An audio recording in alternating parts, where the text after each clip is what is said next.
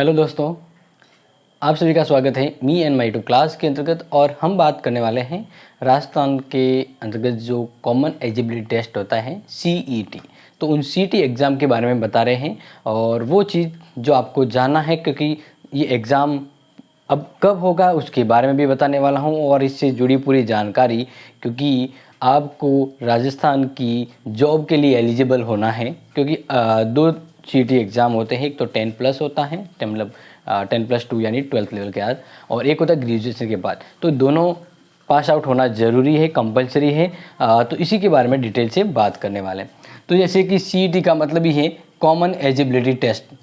Common eligibility test समान पात्रता परीक्षा, हिंदी में अगर बताऊं तो समान पात्रता परीक्षा, समान पात्रता परीक्षा। ठीक है, अब ये समान पात्रता जो परीक्षा है, कॉमन एलिजिबिलिटी टेस्ट, ये 10 से 15 एग्ज़ाम का जो मेन एग्ज़ाम होता है उससे पहले क्वालिफाई नेचर का एग्ज़ाम होता है, यानी क्वालिफाई नेचर। यहाँ पर देखो सिंपल सी बताएं कि बात करते हैं दोनों की क्वालिफाई नेचर की। ये क्वालिफाई होता है ताकि आप जो वैकेंसी है उसके लिए डायरेक्ट उस मेन एग्ज़ाम में बैठ पाओ, इसलिए कॉमन एलिजिबिलिटी टेस्ट होता है। अब मैं यहाँ पे आपको बता रहा हूँ 10+2 के लिए 10+2 CET का जो एग्ज़ाम होता है उसके अंतर्गत मैं कुछ चीज़ें आपको बताने वाला हूँ। और नेक्स्ट यहाँ पे बताने वाला हूँ ग्रेजुएट के लिए। ठीक है, तो जैसा कि आपको पता है कि 10+2 यानी आपको यहीं से पता लग गया है कि 10+2 ये 2 लेवल का एग्ज़ाम होता है। एक तो 12वीं पास, तो इसके लिए क्या होता है कि या तो वो जो 12वीं पास होना चाहिए, क्या होना चाहिए 12वीं पास, या जो मान लीजिए अपेयरिंग है 12वीं के अंतर्गत वो भी एलिजिबल हैं। देन यहाँ पर बात की जाए जो CET जो ग्रेजुएट लेवल का होता है, जो CET ग्रेजुएट लेवल का होता है उसके अंदर क्या होता है, उसके अंदर आपकी ग्रेजुएट होनी चाहिए। ग्रेजुएट होनी चाहिए, मान लीजिए आप BA किया है, BCom किया है या BSc होना है, ठीक है ना, तो वो क्या होनी चाहिए, कंप्लीट होनी चाहिए। BA मान लीजिए, मैं BA का एग्जांपल लेता हूँ, BA है या फिर BSc है या फिर BCom है, ये कंप्लीट होनी चाहिए। क्या होनी चाहिए, कंप्लीट। ठीक है, तो इसके लिए आप एलिजिबल हो जाते हैं। अब बात करते हैं कि ये फॉर्म है वो कौन भर सकता है, एज क्या है इस फॉर्म में।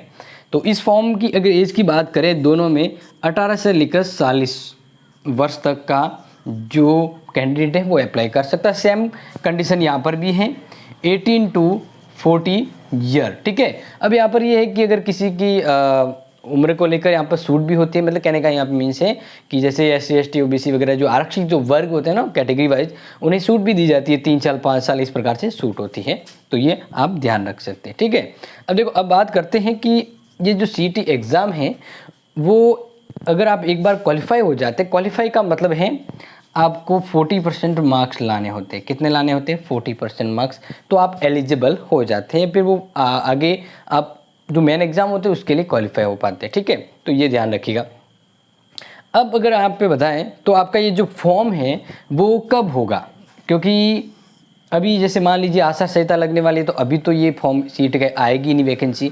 आपकी जो CET की है वो वैकेंसी एज कहते हैं ना कि अनुमानित हम आपको बता रहे हैं।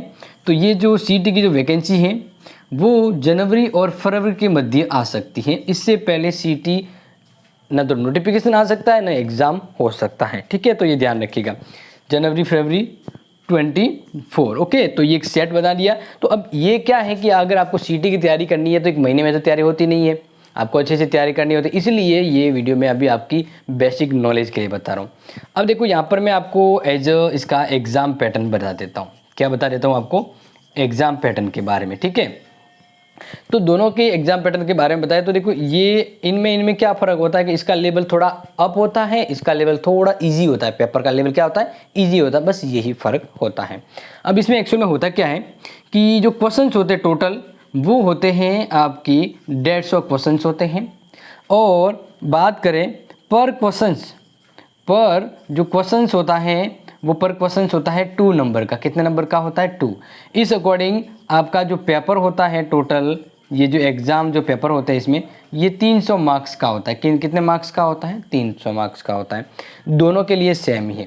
अब देखो मैं अब आपको सिलेबस बता देता हूँ कि किस प्रकार से सिलेबस आपका रहता है। और देखो जनरली क्या होता है कि आपको मतलब काफ़ी जने कन्फ्यूजन हो जाते हैं सीईटी और सीईटी मतलब 10th और ग्रेजुएट लेवल की अगर बात करें तो दोनों का लगभग सेम ही होता है। एक जो कहते हैं ना लेवल होता है वो टफ होता है, लेकिन कुछ चीज़ें हैं वो इसमें एक्स्ट्रा ऐड होती है। ठीक है, तो मैं आपको वो यहाँ पे बता देता हूँ। अब देखो सबसे पहले ध्यान दिया जाए तो इसके बारे में आपको समझा देता हूँ कि इसका एग्ज़ाम पैटर्न क्या होता है। ठीक है, इसके लिए हम ऐसा करते हैं, मैं आपको सीधा सा कंप्यूटर स्क्रीन पे ले जाता हूँ और वहाँ पर आपको बताता हूँ पहले ग्रेजुएशन के सिलेबस के बारे में और फिर 10+2 वाले सीटी के सिलेबस के बारे में। इस लेवल का जो सिलेबस संभावित सिलेबस है वो यहाँ पे बताता हूँ इसकी वेटेज के बारे में। तो यहाँ पर आपके जो सीटी का एग्जाम होता है उसमें पेपर में आपके पहले मेंटल एबिलिटी और रीजनिंग बेसिक न्यूमेरिकल है, नहीं मान लीजिए रीजनिंग का होता है, जिसमें बात करें आपके लगभग 30% मतलब क्वेश्चन जो होते हैं वो 45 होते हैं। ठीक है, और नंबर की वेटेज वैल्यू यहाँ पर बता दी है, लेकिन क्वेश्चन 45 के आसपास क्रॉसेस रहते हैं और मार्क्स 90 होते हैं 90।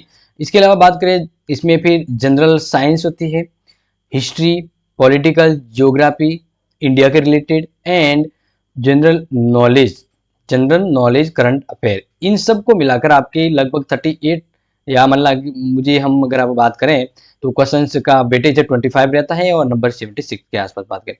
फिर ये बिल्कुल बहुत इंपॉर्टेंट राजस्थान की हर वैकेंसी के लिए जरूरी है। क्या है? Geography, history, culture and polity of Rajasthan, इससे संबंधित आपके 30 क्वेश्चन आते हैं 16 नंबर के। फिर जनरल हिंदी और इंग्लिश के आपके मिलाकर हैं वो क्वेश्चन आते हैं, और फिर बेसिक कंप्यूटर से संबंधित। इस प्रकार से आपके टोटल 150 क्वेश्चन होते हैं और 30 मतलब 300 मार्क्स के होते हैं। अब इसके अगर बात करूं मैं आपके 10+2 लेवल की एग्जाम पैटर्न के बारे में, तो इनका देखो यहाँ पर क्या बताया था कि 10+2 का जो एग्जाम स्टैंडर्ड जो लेवल होता है ना, उसमें 10th स्टैंडर्ड का होता है, यानी आपकी साइंस आएगी इसमें, जो जनरल साइंस है वो कौन सी आएगी? 10th लेवल की होगी। ठीक है, और इसमें इस प्रकार से आपका वेटेज रहेगा और नंबर का देखो ये यहाँ पर जो है वो आगे पीछे होते रहते हैं। ठीक है ना, ये थोड़ा ध्यान रखिएगा। इसके अलावा यहाँ पर बात करें geography, history, culture and polity of Rajasthan, देखो यहाँ पर एक बहुत बड़ा बेसिक फैक्टर समझ में आ रहा है। देखिए यहाँ पर इंडिया से रिलेटेड भी जीके पूछा जा रहा है, बट 10+2 के अंदर इंडिया से रिलेटेड नहीं है। क्या है? सीधा सीधा राजस्थान से संबंधित जीके पूछा जा रहा है। फिर जनरल हिंदी और इंग्लिश से संबंधित क्वेश्चन आएंगे, फिर मेंटल एबिलिटी, रीजनिंग और बेसिक न्यूमेरिकल है उससे संबंधित, एंड बेसिक कंप्यूटर नॉलेज से संबंधित क्वेश्चन होते हैं। तो ये अपना एक क्या रहता है? एग्जाम पैटर्न रहता है। ठीक है, तो ये तो आपको समझ लिया। अब मान लीजिए कि आपको अगर कोई और डाउट हो सिलेबस के बारे में, तो मैंने बता ही दिया है कि क्या क्या सिलेबस रहेगा, और तैयारी है वो अभी से करनी होती है तो ही बढ़िया होती है। और बाकी जिस प्रकार से आपके सिलेबस से उसी अकॉर्डिंग आपके लिए क्लासेज भी अवेलेबल होगी। जिस प्रकार से सीटी एग्ज़ाम की अपडेट तुरंत आती है उसी दिन से आपके लिए क्लासेज भी फ्री होगी और फ्री ऑफ कॉस्ट क्लासेज आपको मिलेगी। देन जनरली मैंने आपको अपडेट तो बता ही दी है, और बाकी जिस प्रकार से नया अपडेट आता है तो उसके लिए जुड़े रहिएगा, आपको तुरंत इसकी अपडेट शेयर करेंगे। और बाकी कॉलेज की हेल्पफुल क्लासेज के लिए ये आपके लिए एक one of the most important channel है इन द यूट्यूब प्लेटफॉर्म, जो आपके कॉम्पिटिशन और कॉलेज के लिए भी हेल्पफुल यूजफुल वीडियो आपके लिए लेके आता है। Thank you so much.